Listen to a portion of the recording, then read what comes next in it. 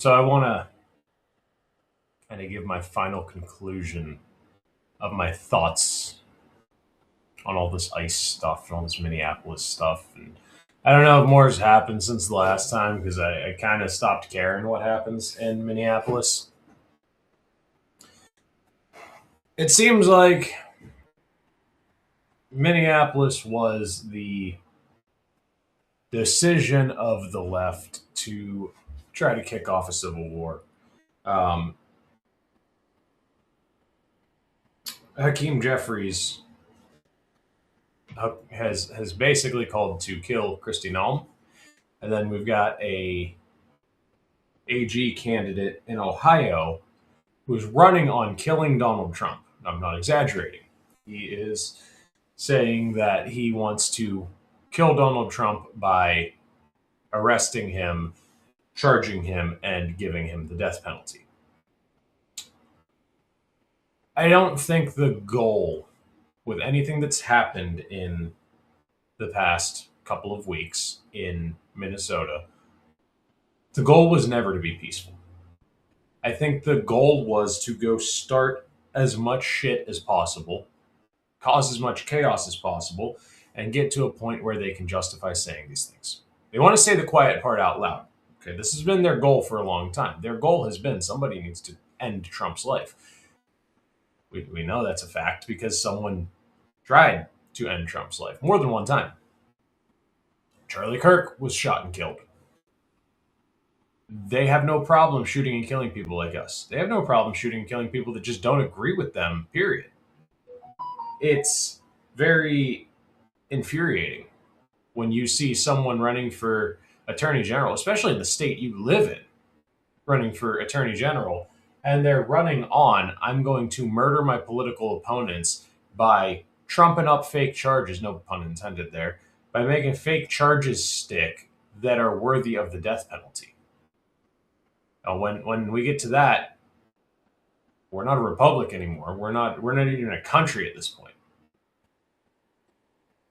The goal of these people was never to be peaceful. The goal of these protesters was never peace and quiet. The goal of these protesters was always this, because they're organized.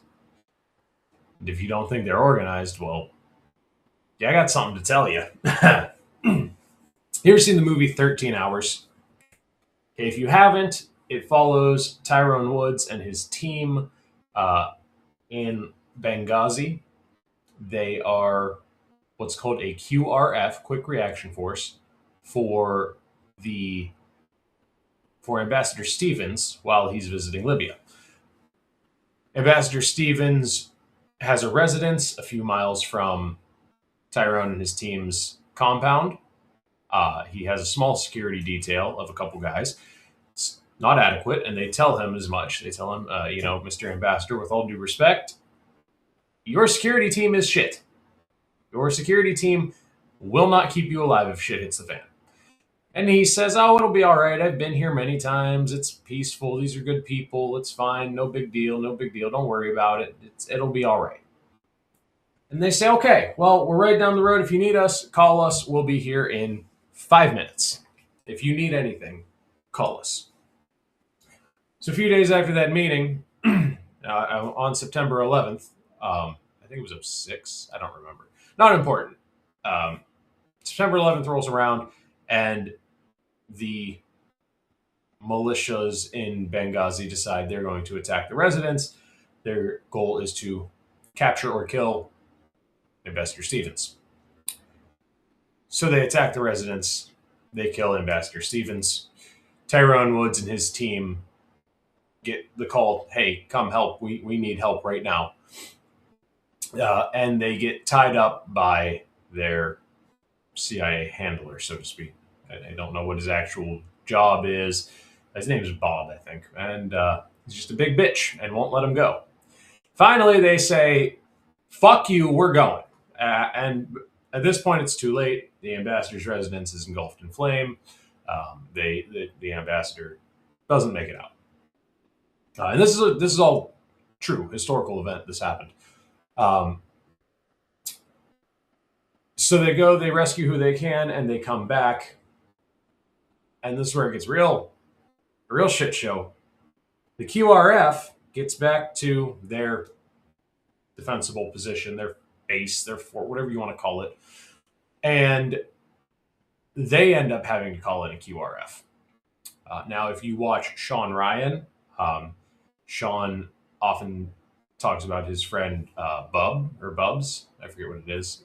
His name, I think it was Glenn Bubs Doherty or something like that. I might be getting names mixed up, or maybe Buds or Bubs. I don't remember exactly. It's been a while since I've seen the movie. I digress. He is one of the operators that dies on this mission, responding to the QRF's call for a QRF. The QRF says, "Hey, we went and got who we could from the ambassador's residence. We don't know where the ambassador is. The house was on fire. We couldn't find the ambassador. We need help. We're getting overrun." And so the story here is about the politics and the bullshit, but what I'm getting at here is the Benghazi militias had one thing, well, they had two things that the US operators did not have. They had organization and numbers. All the QRFs in the world don't mean shit if you can't get them to you. That's exactly what happened in Benghazi. We could not get a QRF to the team because of politics, because of nonsense bullshit. We couldn't get a QRF to the team. We couldn't get a QRF to go help them for hours because they got tied up at the airport and this bullshit happened, that bullshit happened. And finally they got their QRF. At that point, a lot of people had already died. They had all the manpower in the world. They didn't have the organization or the ability to get it to them. Now, what does this mean? Why am I saying all this? If you equate the left to the Benghazi militia groups, whatever you want to call them, and you equate the right to the CIA assets,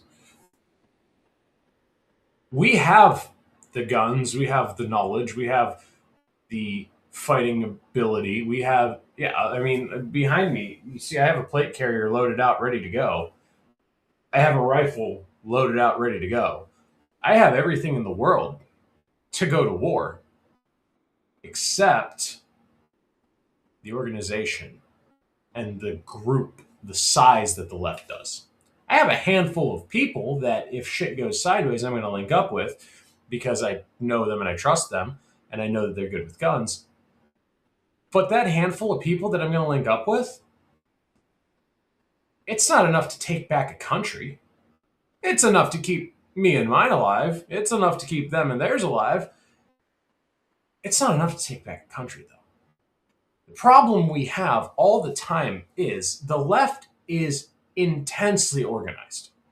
Every election season, we say, man, they are intensely organized. Every election season, we say, man, they got the messaging down on this. Every single election. That's the one thing we always say the left did right. Oh, they played the propaganda right. They had the organization right. They had the numbers. They have large groups of people with the same goal in mind. On the right, we have large groups of people, but like me, I want to go dip out into the woods and ride this thing out far away from everybody else. Whereas my brother might want to go kick indoors and take as much supplies and medicine and whatever as he can. Whereas his friend might want to stay at home, lock doors, and just bug in and wait for it to pass. Where we all have different goals, even among my group of people that I know. Everyone has a different goal for when shit goes sideways. We all have a different plan for when shit goes sideways. And our plans see past each other a lot of the time. I know some people that they're going to go to New York. They have family in New York. They're going to go rescue family in New York. And that was my plan for a minute was if things went really sideways, we have to bug out. We have to go to New York. We have to rescue some people because some of my wife's family lives up there. Well, due to current events with her family, we've fallen out of touch with them. So now, okay, we're not going to New York, but what do we do now? Because our plan revolved a lot around, well, we have to bug out to New York, bring them back because New York is not a safe place. And then after everything fell apart, we kind of realized, we if we're bugging out and bringing them back, we don't have food for them, we don't have water for them. We just brought back mouths to feed, and we don't have the supplies for it. And then we fell out with them, and now it's okay. Well, that's just not going to happen. I have family in other states that I could bug out to. If Ohio got nasty, I could bug out to other states where I have family, and I could say, all right, well, we're just going to ride it out here for a year or whatever. Just live here, I guess. I don't know. We'll start over. If it got that bad, and that's what you have to do, that's what you have to do. However, that doesn't fix my brother's situation or the other people in our group situation, my wife's family, for example. That doesn't fix their situation. Um, Especially if they're relying on someone like me or relying on the assets that I have, because I've said, I have these assets and these skills. This is what I can provide to the group. For example, we'll just use my dirt bike, for example. I'm the only person I know with a dirt bike other than one of my brothers. So, to the group of survivors, we'll call it, I have three people. One of my nephews is a really good rider. And three people that can go out on a dirt bike and scout things out. My brother has a motorcycle, so he can scout things on the motorcycle as long as he's on the road. My other brother and my nephew can ride dirt bikes, so we can go out and scout on dirt bikes. I actually have two nephews, but I don't really trust the one if shit hit the fan. I don't know. He doesn't control his temper well, and I don't think I would bring him on those kind of situations, because if we did run into something and he lost his temper and shit popped up, kind of a liability. But I have a couple people I could throw on dirt bikes with backpacks, and I could say, okay, this is the town we're going to. This is the store we're raiding, and you're gonna stay behind me. You're gonna follow me on these. These are the hand signals. These are the follow my lead, and then we're gonna loot out what we need to from the store, and we're gonna dip out of here. And the cool thing with dirt bikes is, say you're going to Walmart, I can push the doors open. I can roll my dirt bike into Walmart, so I can be in Walmart with my dirt bike. And whereas if say you have an F-250, you can't pull your F-250 into Walmart. But that's not my point. My point is I've got a handful of people. Whereas you look at the left and they go, hey, we need people to go scouting and run to Walmart and get this list of things. There's 50 people. There is 50. So my little ragtag group of 3 to 5 people on the good side is going to get to Walmart, and there's going to be a mob of 75 to 100 people, and it's like, well, we can't fight all of them because, logically, if you've got 3 or 4 people going, we'll just say you got 3, just for argument's sake, keep the math easy. So you've got one person who's on security, which that would be me, because in this case, my one brother and my nephew do not have the training I have. So I would be the security detail.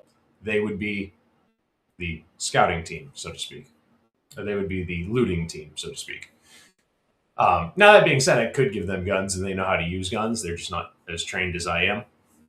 So more than likely, I would be riding body armor, maybe a backpack, and a rifle. And that's probably about as much as I would take, just to keep light. So I'd be running that, and they'd probably be running a pistol and a backpack, because I'm going to be the front man. I'm going to be the security guy. So they're going to be looting, and we're going to run into a group of 50 leftists that are violent, armed, and they're not going to let us go because we have things that they want. Assume half of them have guns. Assume 25 of these 50 leftists have guns. I can't have a shootout with 25 people in Walmart. I'm going to lose that 100% of the time. It's just a matter of numbers at that point. I'm going to lose, and I'm just going to be a loot drop. And I understand, I have ballistic plates, but what you don't understand is a broken rib can still kill you. Broken rib can puncture a lung, and you're going to die. You're going to need surgery. So yeah, plate carriers and shit are cool, I guess, until they're not and you die. I mean, it's secondary, tertiary issues that are going to kill you. If you can get to a higher level of help, you'll be okay. If you just break the rib, you'll be okay. But if that rib punctures your lung, you're still going to die. The left has organization. The left has doctors. The left, if you look at what was going on, they sent that notification to James O'Keefe or to one of his team members. They had the license plate number of his vehicle. So they have somebody in the rental company that was able to say, hey, James O'Keefe just rented a car. They have somebody in the hotel that was able to say, hey, James O'Keefe just checked in.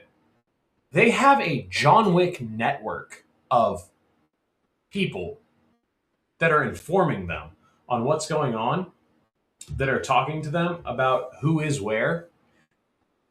And we're over here on the right arguing about fucking the dumbest shit. Or arguing about the Epstein list. They don't give a fuck about the Epstein list. They're organizing a huge insurgency. So when I say it was never meant to be peaceful, it's not. Because we're fighting revolutionaries. And the problem is the revolutionaries are winning because they have the numbers, they have the people, they have the guns, they have, yeah, we have a lot of guns on the right. But if you look at the gun that Preddy was carrying, that's like a $1,500 gun on the low side. A low estimate, that's a $1,500 gun. I mean, you can get them SIGs decked out like that for about $1,200 to $1,300 plus the optic, which is $3,000 to $5,000. So I mean, on the low side, we're guessing $1,500. That was probably closer to a $2,000 gun, and I don't remember if he had a light on it, and I don't know what kind of holster he was running. But I mean, this dude potentially had $2,500 tucked in his waistband. They have the same means that we do. And I'm so tired of seeing these people on the right. Oh, well, you know, we have the guns. We have the. So do they. So do they. We know a lot of them don't have the training. A lot of them are fucking morons. There's also a lot of people on the right that don't have the training and they're fucking morons. There's a lot of people on the right that you're probably better off to just shoot them and move on with your day. I mean, you know, we act like we are the superior force here, but in reality, we are on equal standing with these guys. It is our duty to be training. And I'm being a hypocrite right now because I haven't shot in a while. I haven't fought in a while. I haven't nothing in a while. It's been a while. I haven't been out because honestly, it's real fucking cold and I don't want to. I'll be honest with you. Am I being a little bit of a bitch about it? Yeah. Yeah, 100%. Being a little bit of a crybaby. It's been real cold and I just don't want to. And money's been tight, so I haven't been shooting. And it's, yeah, they're not excuses. Yeah, I could have not had Burger King for lunch and got some ammo. 100%. I could have done that. And I could have done a little bit of training at least a little bit of basic marksmanship. Yeah, 100%. You're right. 110%. You are 110% right. And that's what I should have done. But the other problem is, you know, I train in what I call my private range. It's a spot in the woods that I have. And it's hard to get to right now because of the amount of snow and ice. So unless I want to go train at a public range, which I really hate public ranges, I really like the only thing I really use public ranges for is hanging a paper target and just working pistol fundamentals. That's about it. Can't justify shooting a rifle at a public range. It's real obnoxious. I do not like public ranges very much. But I digress. That's not what this is about. My point is, you know, they're training as well. The leftists are organized, they're training, they know how to shoot, they know how to organize a QRF, they're learning how to shoot, move, and communicate. You think they don't watch the information that we take in from gunfighters, that we take in from shows like Dirty Civilian? Do you think that the left just doesn't watch that shit? They 100% watch that shit. Was it Sun Tzu in The Art of War that said, know thy enemy like you know thyself? Or did I just make that up? Everyone would have just made that up. I mean, keep your friends close and your enemies closer isn't just something you say. If I really wanted to know, say I was a leftist, and I really wanted to know how the right fights, I'm going to watch Dirty Civilian, and I'm going to watch Duran Thumb, and I'm going to watch Warrior Poet Society, and I'm going to get in the minds of these people. How do you think? How do you fight? How do you train? What do you find holy? What do you find worthy of defending? And I'm going to attack those things. And I'm going to use your tactics. Because of course I am. And if I know that you find church to be the most holy, sacred thing in your life, that's what I'm going to attack. If I know you find children to be the most holy, sacred thing in your life, that's what I'm going to attack. Why do you think we've seen school shootings and church shootings done by all these trans people? Because what is the holiest thing to people like us? It's our children, it's our faith. And they know that. So they're going to attack us where it's most sensitive, where it's most tender. And they're going to say, oh, well, you guys are raising Nazis and fascists. You guys are breeding hate. Your children are hateful and evil because of you. So we killed them.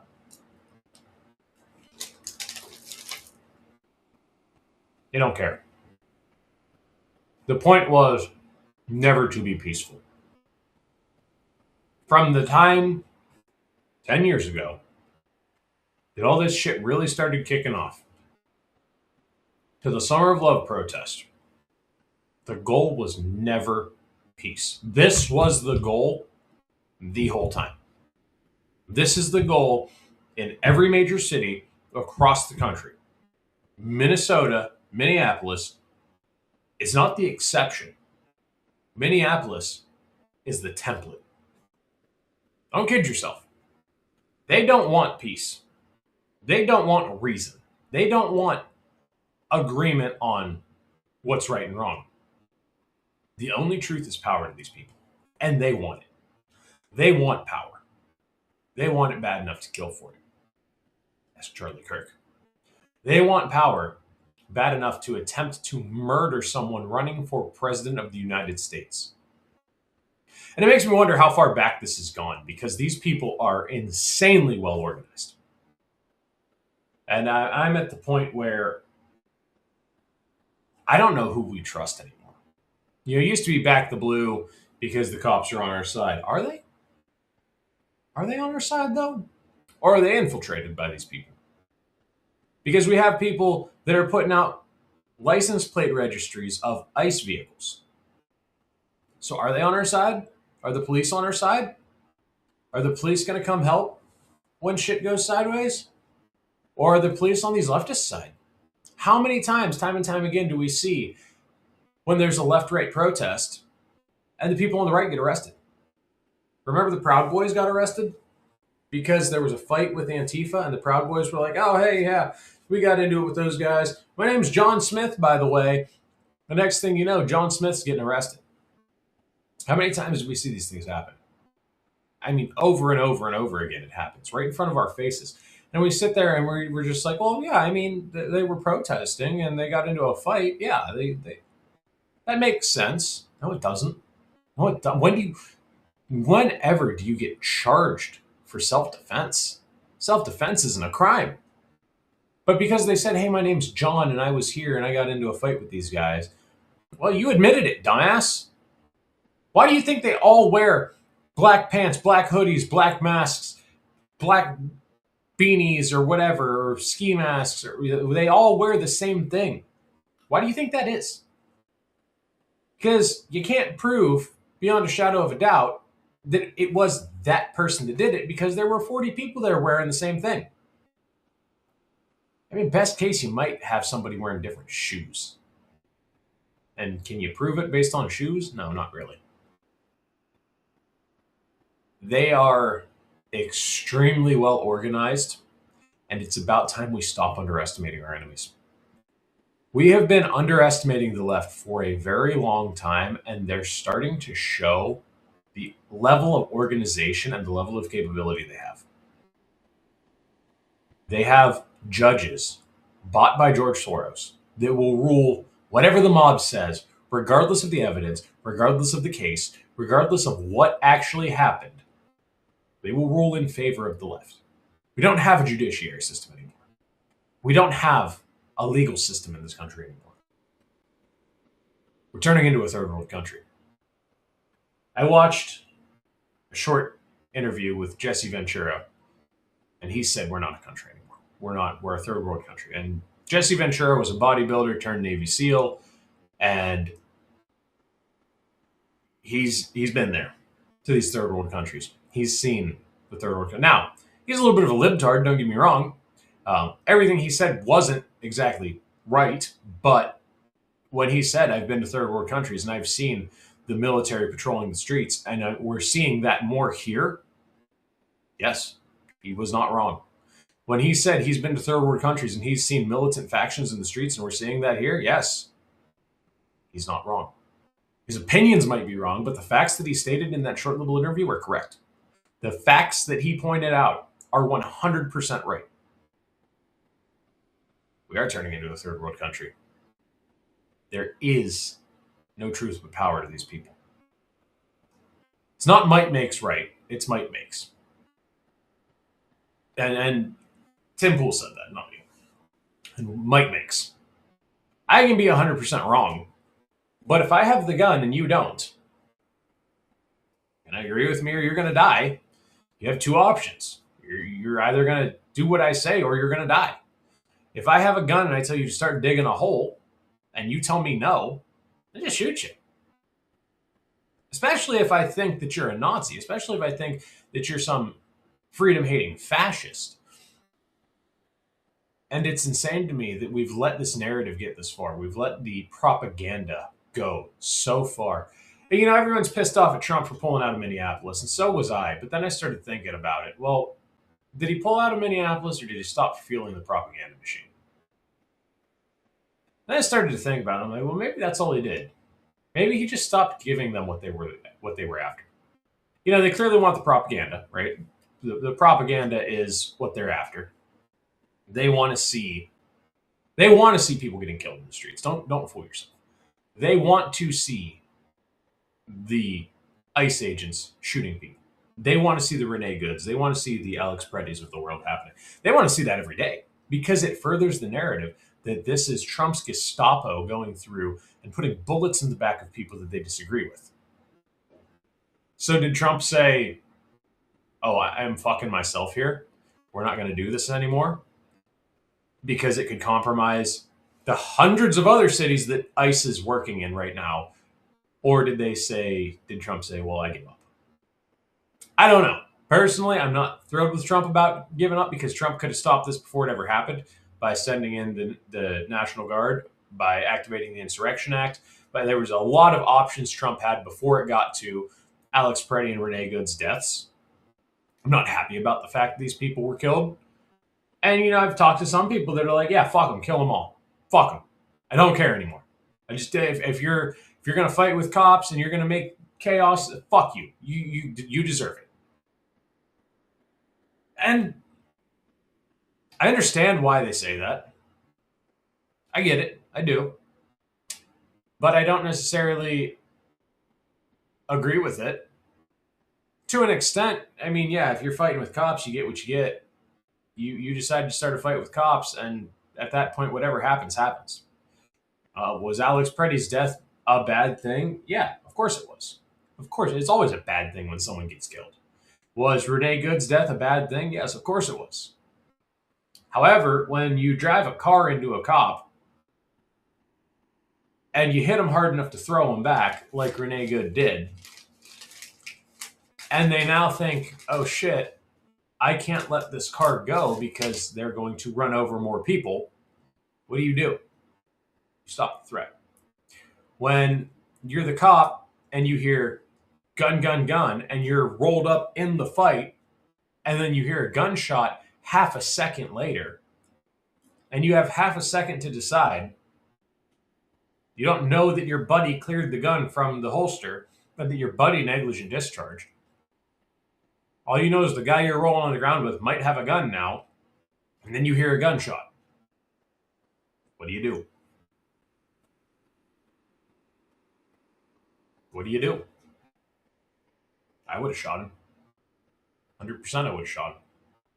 Not because he was a protester, not because he had a gun, Not even because he was a violent extremist.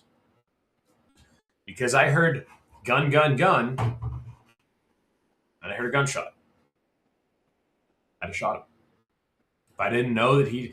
How do I know that he doesn't have a second gun? How do I know that the gun's clear? Nobody told me that the gun's clear of the holster and in a whole different situation. I don't know any of this. Nobody told me this. Well, on the information I have, he has a gun. I hear a gunshot. It's him or me. Just basic. It's simple. It's just logic at that point. But it played right into the narrative machine, right in the propaganda. Here's the thing: they've had the propaganda machine for a long time. We don't have propaganda on the right. We don't do propaganda. Why?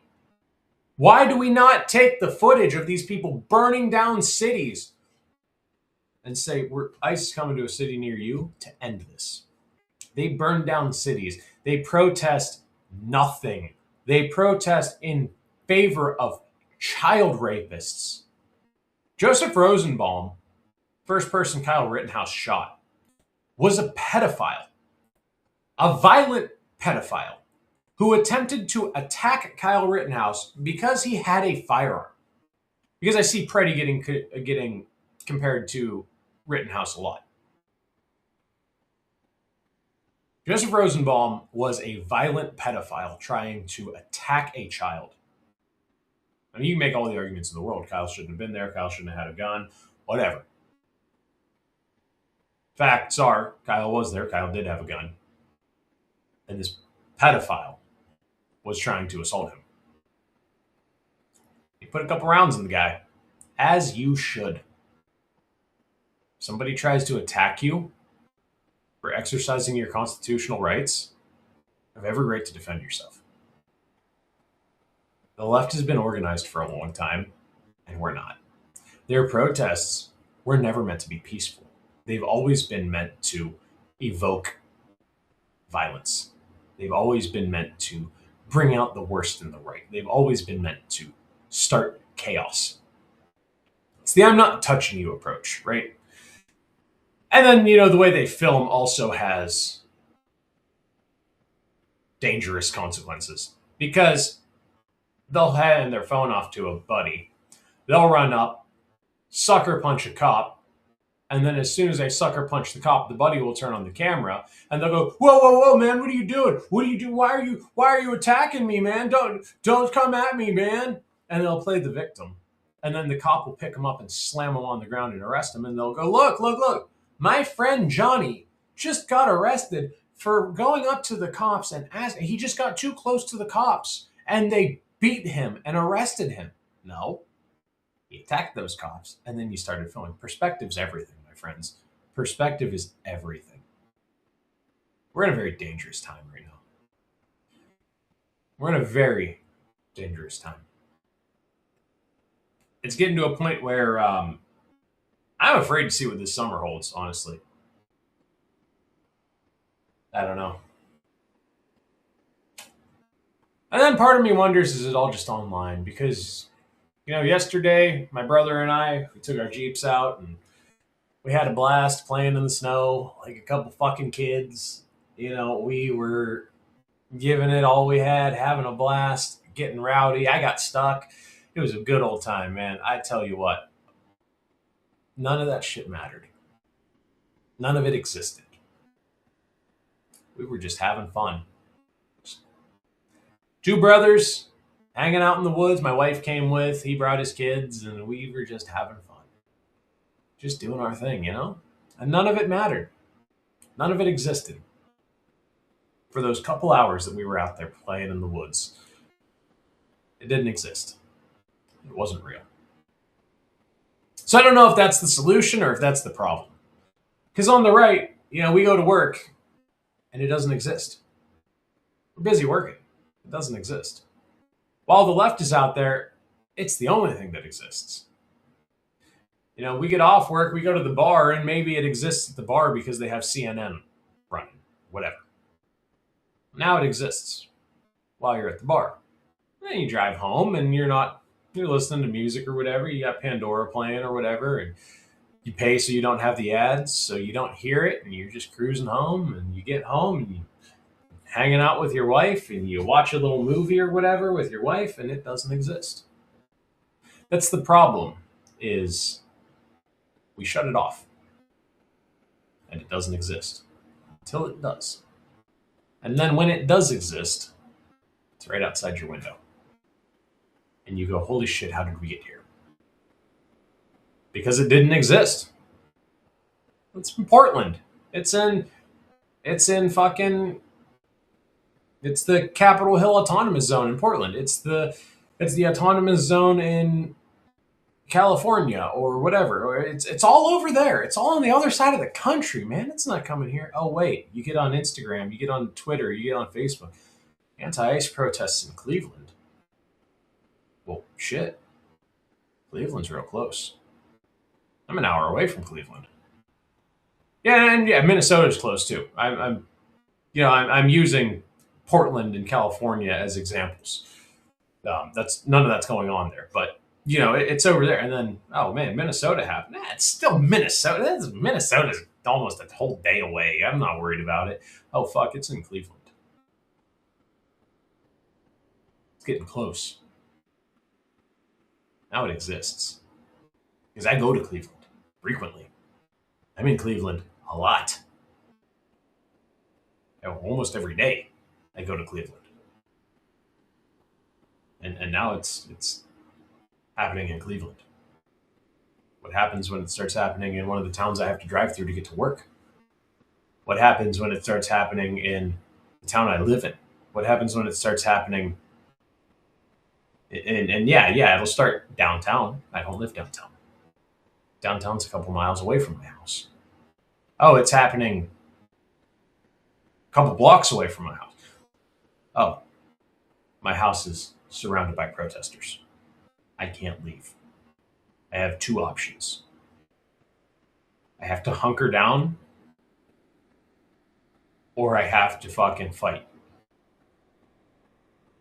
And then you fight. And then they mark you as a terrorist, a racist, a Nazi, whatever. It's not a great time right now. It's just something I've been thinking about. And when I got stuck, when I was hanging out with my brother, we were taking our Jeeps out, and we were just hanging out in the woods. The only thing I was thinking about is, man, my brother's Jeep and my Jeep are doing all the same shit. How cool is this? Because my brother's Jeep is way, way more hardcore built than mine. Mine's built as kind of like a back road cruiser. I got a locker in the front, so both front tires spin all the time. My brother's got lockers in the front and back, so he has true four-wheel drive all the time. 35-inch tires, whereas I have 33-inch tires. His tires are wider than mine. He hand cut the treads in his tires to get the maximum grip out of them. I mean, he looked up videos on how to cut those specific tires, where to cut them. I mean, you look at his Jeep and you look at my Jeep, and it's pretty clear. His Jeep is a hardcore off-road Jeep. And mine's a daily driver, back road cruiser. Yeah, it can do cool stuff, but that's not its main job. That was the only thing I cared about. That was the only thing I was worried about. Was, oh man, how cool is this thing? He's got all that extra stuff. And now, granted, that extra stuff makes a difference. I had to be a lot harder on my Jeep to do the same things than he did. But I digress. We were still doing it. We were still doing the same stuff. And that was the only thing I was worried about. That was the only thing I cared about. That was all I cared about. That was all I could think about was, man, how cool is this? How cool is this? We're doing the same things. We build out some pretty rad Jeeps, and we're just out here having a blast. We're doing our thing. We're having fun. No one's taking that from us today. No one's taking this moment from us right now. We are enjoying life right now. Two brothers hanging out in the woods. I brought my wife. He brought his kids, and we're just having fun. And then you turn on the news and it's doom and gloom and Minneapolis this and Trump said you can't have guns and just, yeah, I don't know, man. I don't know. I hope it gets better. I really do. And I'll probably leave it there. I just think we're kind of in a dark place right now, and I'm hoping for the best. And I hope things get better. I really do. I'm just afraid that we don't have the organization to make it better. I really don't think we do. But anyway, I'll leave it there. I don't want to be too doom and gloom. So, get outside. Go do something you actually enjoy doing. Turn off the news. Go enjoy your time. It's a daily show most of the time, unless there's really nothing going on or I've just covered all the things I want to talk about. Um, Daily show most of the time. Sunday night to Thursday night, Monday to Friday morning, however you want to watch it. I don't care. You do you, boo. I'm not telling you how to live your life. Just stay safe out there and just be aware. Be aware of their tactics so you don't get rolled up in them. That's all I got. I'll see y'all in the next one.